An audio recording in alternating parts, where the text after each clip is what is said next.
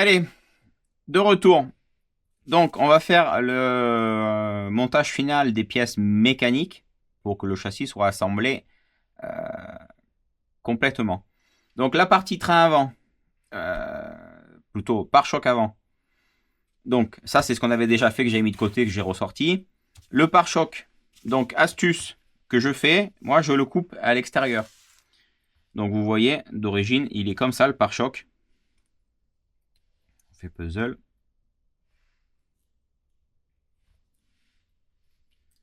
Voilà, d'origine, le pare-choc, il ressemble à ça. Donc moi, je le coupe pour le réduire, pour pouvoir faire qu'il fasse mieux son job suivant les carrosseries qu'on utilise. Les carrosseries, voilà. Type Fury, qui est la plus utilisée en GT8 par exemple, où on a besoin de recouper un petit peu la mousse.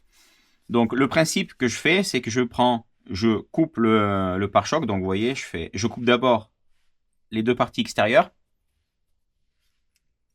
et les deux parties avant, et j'ai plus que ça. Parce que vous voyez, le pare-choc ici, je fais 90 ici, l'appareil, et d'ici il y a un petit point de moulage, comme vous pouvez voir ici là. Il y en a un qui part de là, et en fait je pars de lui et je tire une ligne et je coupe. Là je l'ai biseauté pour faire propre, et voilà, il me reste ça en pare-choc. Pourquoi je fais ça? Tout simplement parce que quand je mets mon pare-choc, alors là c'est sûr que c'est voilà. Alors voilà, le pare-choc qui ressemble à ça. Donc là vous dites c'est bon, il y a beaucoup de mousse, il n'y a pas de problème. Parce que vous voyez, si je reprends les morceaux que j'ai coupés, qui vont être là comme ça, et ça.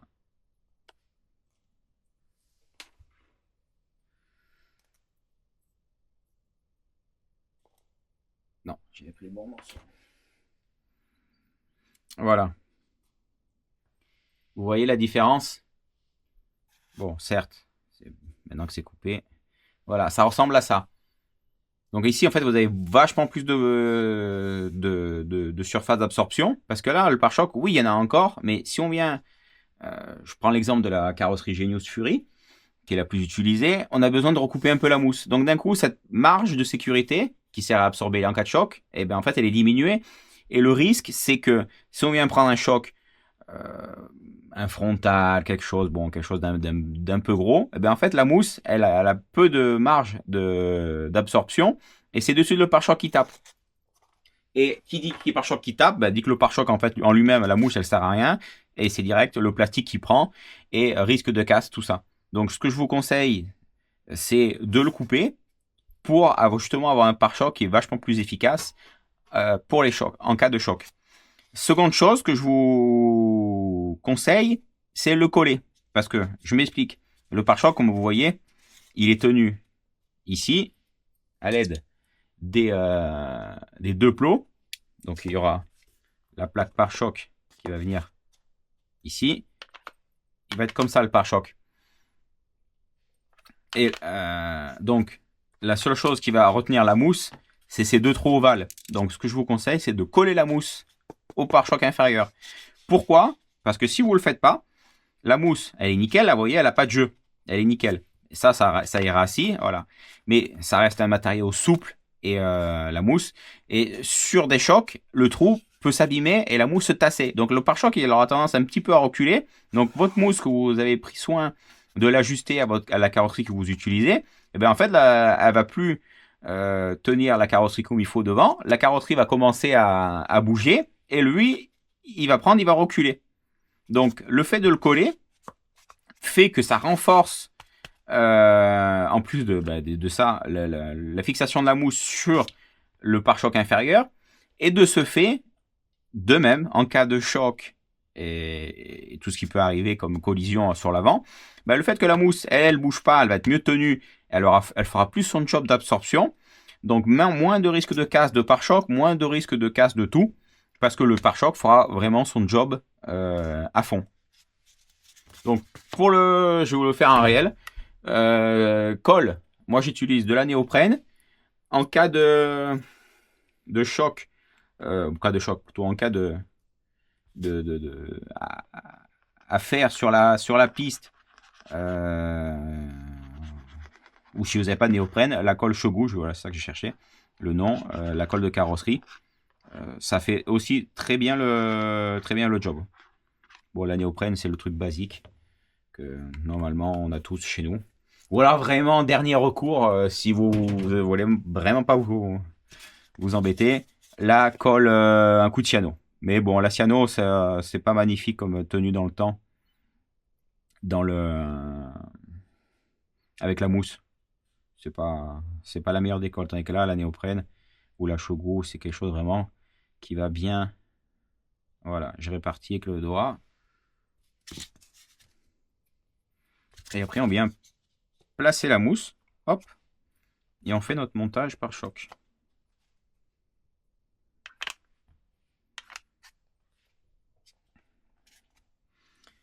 Donc,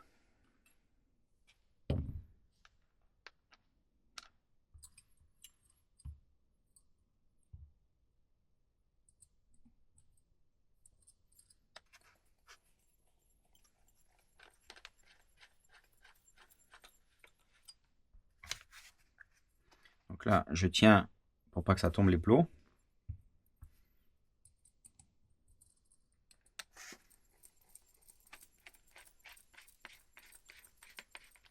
Voilà. Donc là, quand je serre le petit plot ici, les trous, je le mets face à l'avant. Pareil pour celui-ci. Bon, ça, c'est comme vous voulez. Moi, j'ai l'habitude de faire ça. Vous pouvez très bien les mettre dans les sens comme bon vous semble. Donc là, je n'utilise pas train filet parce que vu qu'on sert, qu'on vient prendre en sandwich ici le plastique, ça tient bien. Voilà, là, ma mousse, elle est bien posée, collée. Le fait qu'il y ait l'entaille sur la mousse du support supérieur a été fait justement pour renforcer le maintien de la mousse. Mais c'est quand même le mieux, c'est quand même vraiment de coller la mousse sur le pare-choc. Parce que comme ça, au moins, vous avez quelque chose qui est vraiment solide dans le temps. Moi, par exemple, ça m'est déjà arrivé l'année dernière au chemin d'Europe, GT8 en nitro, qui était une super grande piste où on était à peu près à 95 km/h avec les nitros. Et je me suis fait, j'ai frappé dans une voiture qui venait de s'arrêter suite à un problème mécanique. Donc j'ai fait moi-même le crash test de la GT8 25, de la GTC 825, et ben j'ai abîmé d'autres pièces, mon pare-choc avant. Certes, la mousse, esthétiquement, elle était un peu abîmée, mais elle a encaissé et j'ai pas cassé de pare-choc ou quoi que ce soit. Ce qui a sûrement sauvé d'autres pièces, par exemple de la voiture, parce que lui, il a pu faire vraiment le job à fond. Voilà, alors on continue. Voilà, opération que j'avais déjà faite derrière.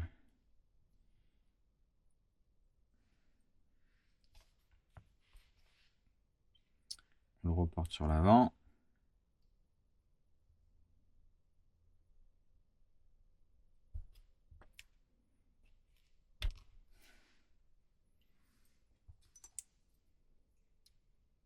Hop, et bien.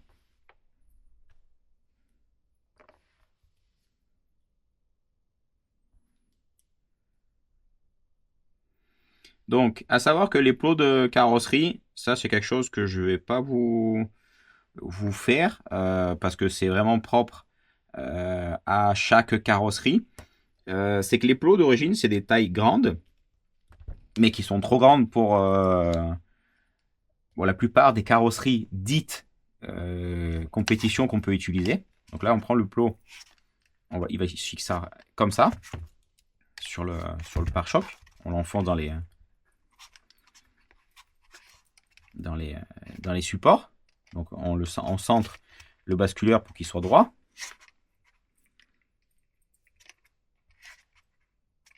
Voilà. Vous voyez là, ils sont grands. C'est que les plots, il faudra les recouper pour adapter la hauteur de votre carrosserie. Donc pour recouper, c'est simple. Un coup de cutter, vous coupez. d'un centimètre, 15 mm, 20 mm, suivant quelle carrosserie et quelle hauteur vous voulez.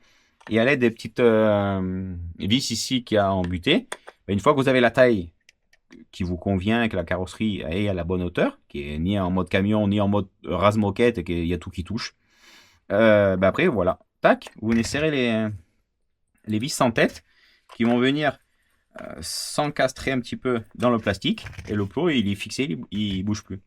Comme pour la même chose pour les plots arrière. Vous avez aussi la vis. Donc là, le plot, je l'ai enfoncé à fond. Donc vous le mettez à cette hauteur ou voilà, ou en butée et vous le bloquez là. Et pareil pour le plot avant. Donc on va monter le pare-choc jusqu'au bout. La pièce, la vis M5.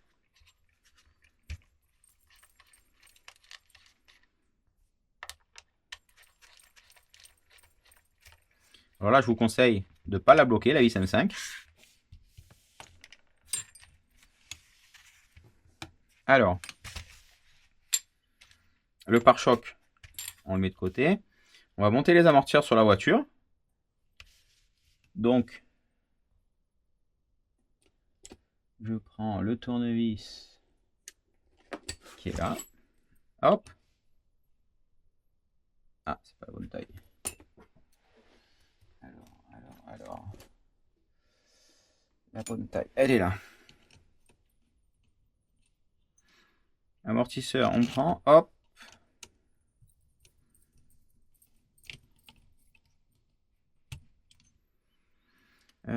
Hop. Alors comme j'avais déjà fait expliquer, j'ai les amortisseurs droite-gauche. Je mets bien les avant à l'avant et les arrière à l'arrière.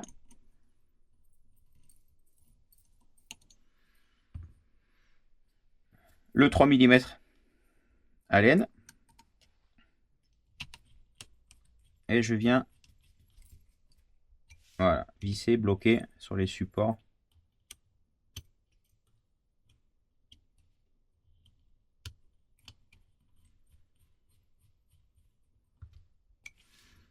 Voilà.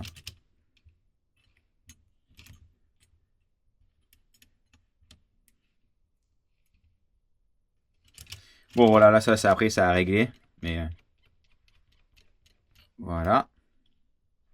Donc le pare-choc. Maintenant, on va pouvoir le monter. Comme je vous ai dit, le support on le laisse flexible. Et on le serre une fois qu'on a monté l'inférieur. Et après, une fois que c'est vissé, après c'est bon, on ne touchera plus. Parce que là, en fait, vu qu'il bouge, il peut se mettre de travers et pas être aligné. Voilà, une fois qu'on a chopé les deux vis, hop, on serre. Hop là, voilà, on serre. Et là, après, on serre la vis supérieure, M5. On peut bien serrer fort, on met du frein filé à votre convenance. Et après, quand vous avez besoin de démonter le pare-choc, il suffit de dévisser les deux vis inférieures et le pare-choc sort monobloc et vous le remontez comme ça. Et cette pièce-là, en fait, on la serre après coup parce que comme ça, au moins, elle est alignée. Et c'est pour ça qu'on serre après coup. Après, le plot avant, lui, comme pour tout le reste, on l'enfonce. Il faudra ajuster, le couper à votre carrosserie. Ici, vous avez le point de fixation, donc la vis qui vient appuyer sur le plot. C'est vissé.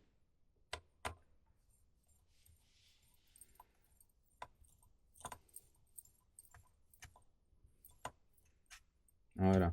Hop. Voilà. Donc ça. Donc le train avant est totalement fini. Par rapport à la vidéo précédente où j'expliquais la barre anti-roulis, qu'on pouvait monter les supports à l'extérieur, voilà, je l'ai fait. Et en fait, il suffit ici, si vous voulez monter comme à l'avant, avec les supports à l'extérieur, il suffit à l'aide d'un cutter, biseauter un chouille au-dessus, enlever 1 mm, vous le biseautez, et en fait, vous pouvez mettre les supports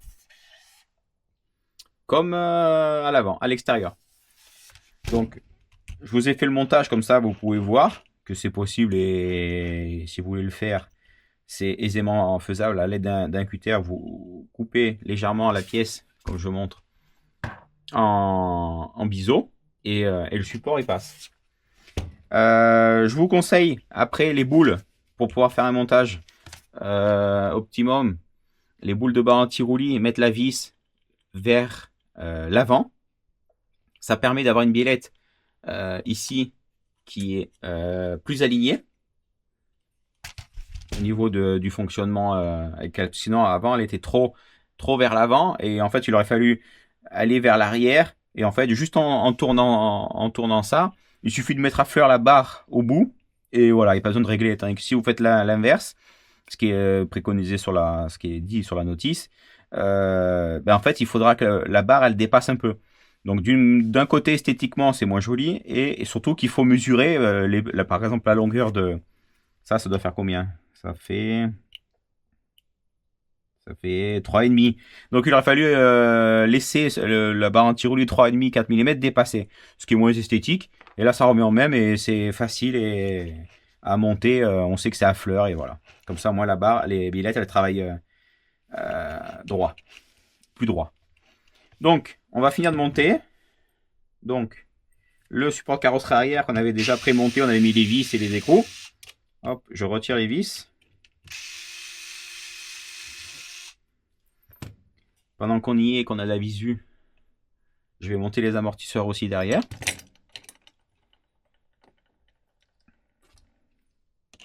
Donc ça, c'est le gauche. Voilà. Hop.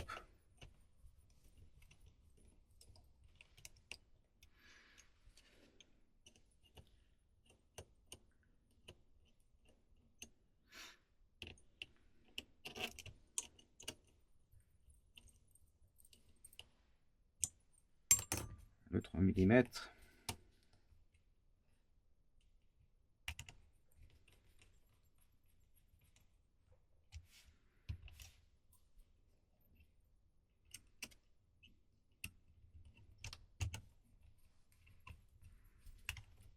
Et voilà.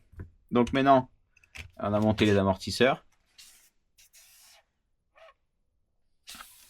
On va pouvoir monter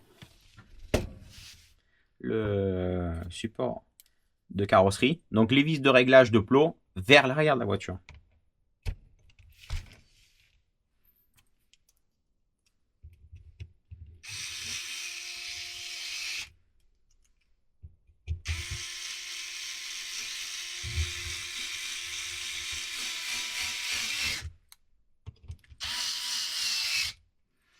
Et voilà.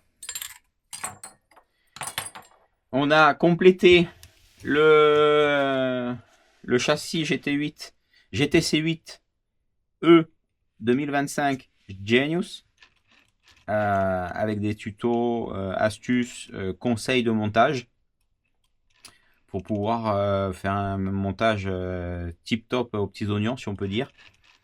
Et maintenant il va rester de monter l'électronique de la voiture. Donc ça, pour l'électronique, je vais faire une autre vidéo pour expliquer le montage, pourquoi je fais ça et pas autrement, et de telle manière et autre. Et je ferai une vidéo finale pour faire tout ce qui est le setup. Allez, next!